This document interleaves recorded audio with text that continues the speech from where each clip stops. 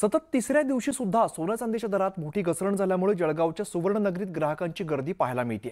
ऐन दिवाळीत आणि लक्ष्मीपूजनाच्या मुहूर्तावरती दर कमी झाल्यामुळे ग्राहकांना मोठा दिलासा मिळालाय। मागील 3 दिवसात सोन्याच्या दरात तब्बल 4,000 रुपयांची तर चांदीच्या दरात तब्बल 15,000ची घसरण झालेली आहे। लक्ष्मीपूजनाच्या मुहूर्ताला अवघे काहीच तास शिल्लक असतानाच जळगावात सतत 3 दिवसापासून सोने आणि चांदीच्या दरामध्ये मोठ्या प्रमाणात घसरण या ठिकाणी झाल्याचं चित्र आपल्याला निदर्शनास येत आहे। आपण बघू शकतो तर जळगावच्या सुवर्णनगरीत अवघ्या दिवाळी या पार्श्वभूमीवर लक्ष्मीपूजनाला काही तास शिल्लक असतानाच मात्र जळगावच्या सुवर्णनगरीत आज चांदीच्या दरामध्ये तब्बल 4,000नी घसरण झाली आहे। आणि दुसरीकडे जर बघतोय तर सोन्याच्या दरात देखील या ठिकाणी 500 रुपयांनी घसरण झाली। त्याच्यामुळे ग्राहकांचा मोठा प्रतिसाद या ठिकाणी दिसून येत आहे।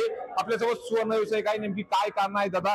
गेल्या 3 दिवसांमधले चांदीच्या दरात 15,000नी आणि सोन्याच्या दरात तब्बल 4,000नी घसरण झालेली आहे। कशा प्रकारचं या ठिकाणी मार्केट घसरलेलं आहे, नेमकी काय कारण आहे?